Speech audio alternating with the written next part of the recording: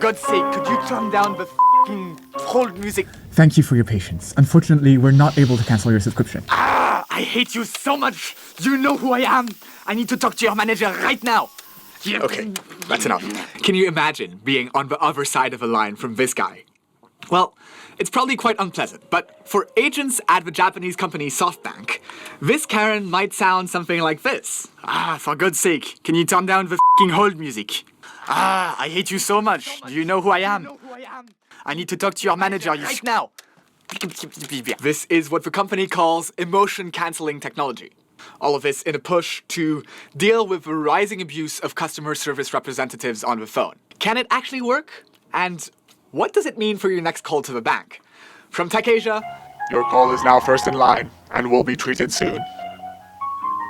Since COVID restrictions, and even before that, customers in Japan and around the world were getting more aggressive. There's literally a Japanese term for it, kasuhara, or customer harassment. Okay, but who cares? I mean, it's just them taking a call and receiving my feedback, right? I'm not sure I want you on the show, but call centers are already very stressful places to work.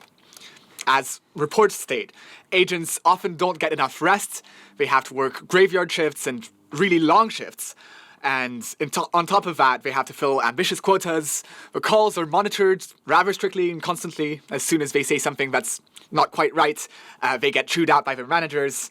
They have to pretend to have positive emotions to appease very difficult customers like you, and on top of that, act professionally all the time.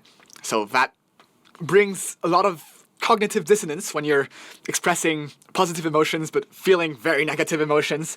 This emotional dissonance is really tough, emotional work, and it's led to lots of customer service representatives needing therapy or psychiatric help to deal with all that abuse. There are laws being drafted at the moment around the world and in Japan to regulate the way that these call centers are allowed to tolerate these very difficult customers and what kind of behaviors is legally not acceptable to put customer agents through.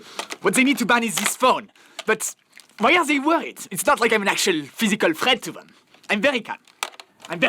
Maybe not you, but some customers do, and tell that to the agent who's receiving threats of physical violence and intimidations. I mean, sure, maybe you're making that threat to get favorable treatments, but in the agent's mind, like, how crazy is this guy really? Maybe they have some personal information, or maybe they're calling every day. Like, that's really stressful. All right. I probably shouldn't attack the customer agents directly, but what is this SoftBank AI thing that you're talking about? So, first and foremost, this important disclaimer, this AI is coming soon, TM. So they've announced it for 2025, but the gist of it is that they're developing a system that will, in real time, reduce how expressive your voice is. What? How? Why? Well, they're not changing the actual words that you're speaking, and this is in Japanese, by the way, but they're softening the peaks and making your voice more neutral. So they hired some voice actors to recite some Japanese phrases at a low level of emotion, and basically fed it into an AI filter. It's essentially the same concept as this AI voice filter that can, like, completely change your voice. But for this one, it's just reducing the intensity. Well, I certainly would take you less seriously if you did all of your episodes with this funny accent. I would never. But that's what SoftBank hopes as well. Okay, that's all well and good for customers that are actually abusive and mean, but in my case, the company actually did something wrong to me. So, do I have no recourse? Unfortunately, in this case, they're right. You might have encountered dark patterns before.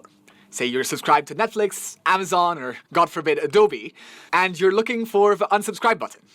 You'll find that it's really hard to find.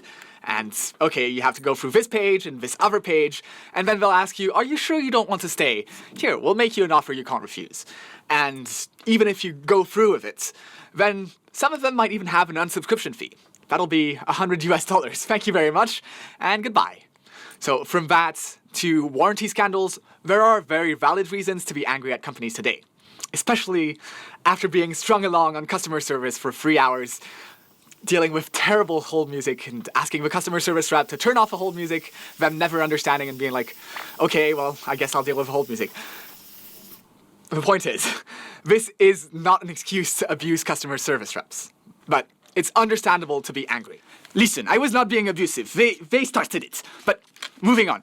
Isn't this kind of AI a way to excuse the company from any responsibility? Like, oh, look at us, we're taking care of our agents, but not actually fixing any of the actual problems that they face. Well, first and foremost, the amount of extra harassment that we've seen is excessive compared to how much worse these businesses have gotten. So there needs to be some way to bridge that gap. And if that AI can help make the lives of customer service reps slightly less miserable, then that's a win in my book. Though, obviously, if the AI is the only thing that these companies are doing, that is not enough. There needs to be structural change in how managers give pressure to these customer service reps and how much support is given with abusive customers. Obviously, AI is part of the solution, but it's not the solution. All right, but surely this is the first step in a big plan that they have to fully replace customer service with AI. That's not the ambition of this particular AI technology, but it's a valid concern. Imagine just how dehumanizing it is when humans follow protocol to the T. But now imagine you're talking to an uncaring AI that will literally never break protocol. That doesn't sound like a good time, and that's not to say AI has no place at all in customer service. I mean, a competent AI could be good to handle administrative tasks or customers asking for basic information if they're able to pass off difficult customers to real humans. But it's hard to deny that it's a slippery slope. We'll explore full AI customer service in an upcoming episode of Tech Asia, but thank you so much for bringing it to our attention. I've passed your feedback to our team, and here, give me a second. I'm checking the customer handbook. Please let us know if there's anything we can help you with. Make sure you leave us a comment with a positive customer service experience, because there's so many negative experiences. So I'm curious to see if you have a positive one. And in the meantime, you can check into our Tech Asia episode coming up next week.